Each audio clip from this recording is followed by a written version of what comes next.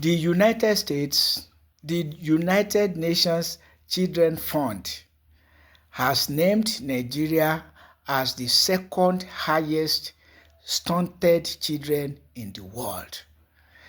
That is children whose growth has been wrecked due to malnutrition. And what is responsible, or what are the causes of malnutrition? The UNICEF names 3 things as causes of stunted children and malnutrition.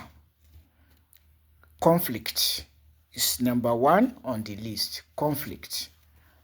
When you relate that to Nigeria, you must start with the war against the Boko Haram Muslim community, ravaging human lives and the economic resources of Nigeria since 2009 till date. And in the second instance, herdsmen terrorism, ravaging agrarian communities.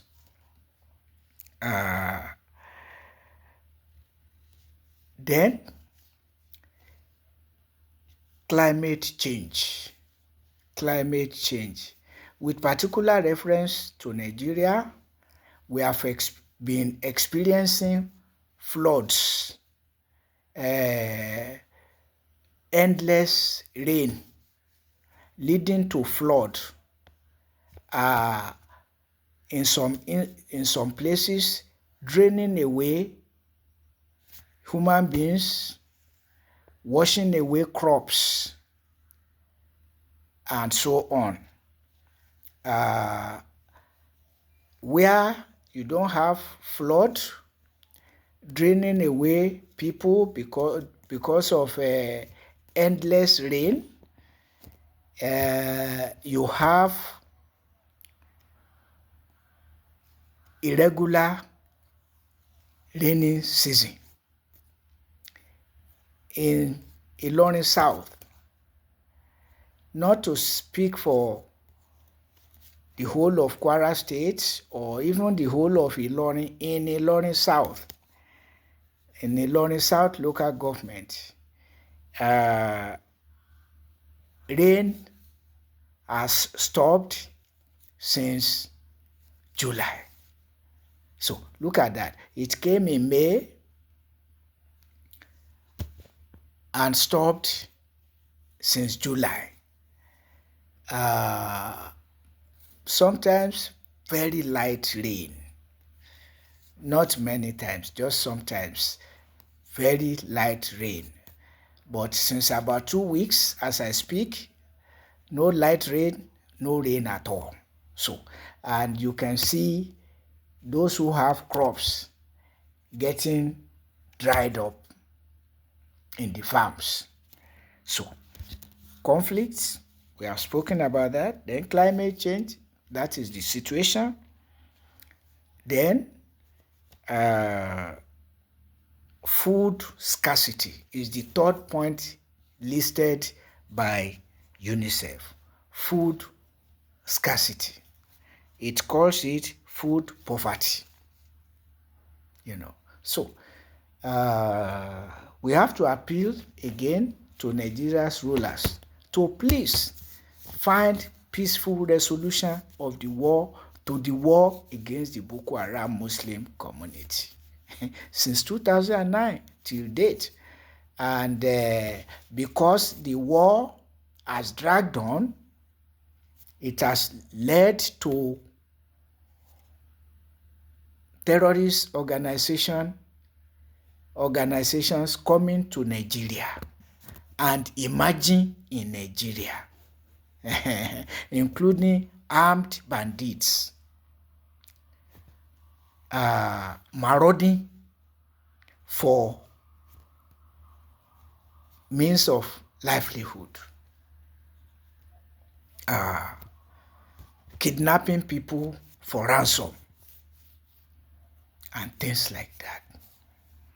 But there's one thing, it is curious that UNICEF does not mention corruption. And that is regrettable. International dishonesty. Human beings cannot tell truth to themselves.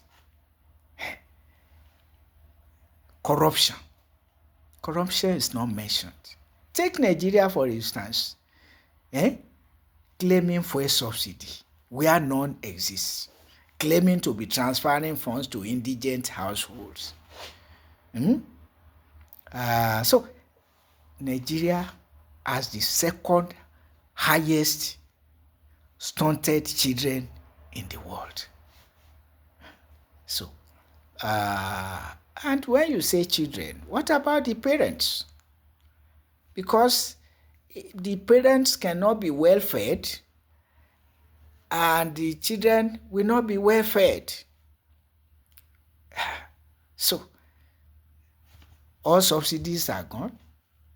Workers are paid less than living wage.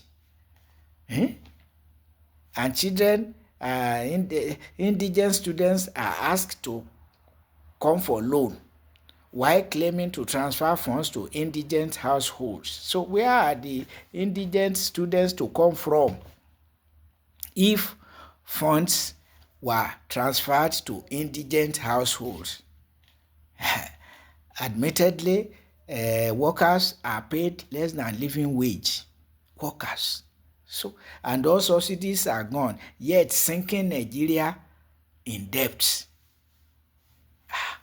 And corruption is not mentioned. So how are businesses to thrive when all subsidies are gone and workers are not paid living wage to cater for their families and to patronize products by business people and patronize artisans? So you can see the hypocrisy, lack of sincerity, nationally and internationally. Yes, conflict, correct.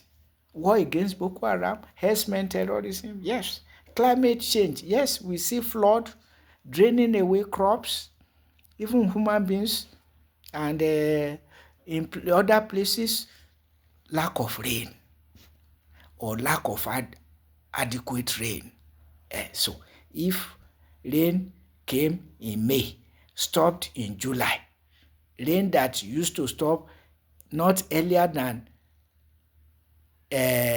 October, September, October. So now crops are dying. So we understand all of that, leading to food scarcity, or what UNICEF calls food poverty. But what of corruption and bad leadership? Because when you talk of conflict, war against Boko Haram, herdsmen, these are leadership issues. And then corruption is also tied to leadership.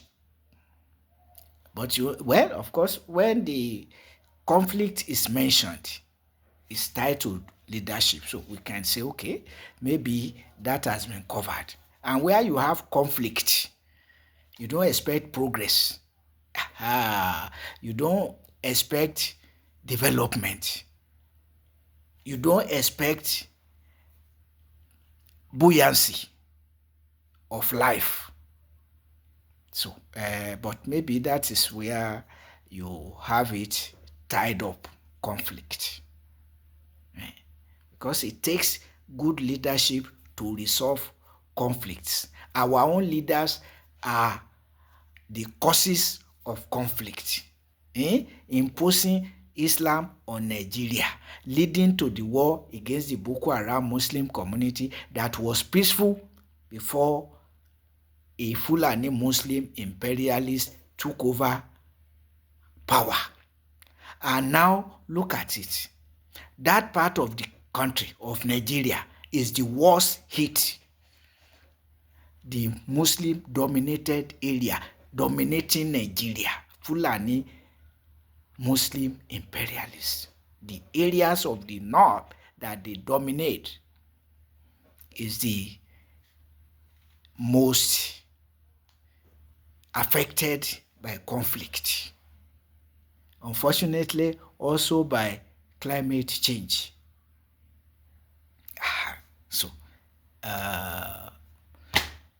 Nigerians, wake up and protest bad leadership. That is very crucial, because as long as you continue to say Jesus is the answer, Quran is the solution, you are not helping yourselves. God has provided for you. It is for you to conquer the world, subdue the world, because that's what God says. I've created the world, I put you on top of it, subdue it. So if you continue to go to church and mosque to weep to God, you will not arrive at your destination, because you are not doing it as God asks you to do it, using your intellect and resources to conquer the world, including your bad rulers, creating conflict and perpetuating corruption. All this, as far as Nigeria is concerned, she has no business with malnutrition except with bad leadership. And 2027 is around the corner. Take voting serious. Forget that your vote will not count. It will count when you are massive, that want positive change. The rulers have no option.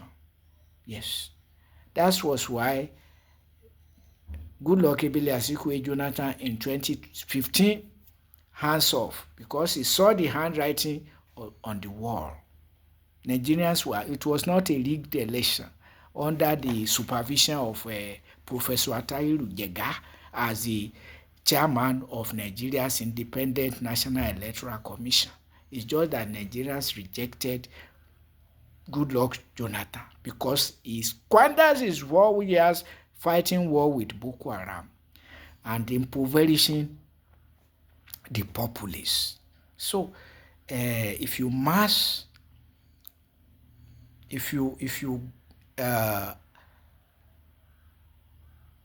resolve to change the situation, it will change.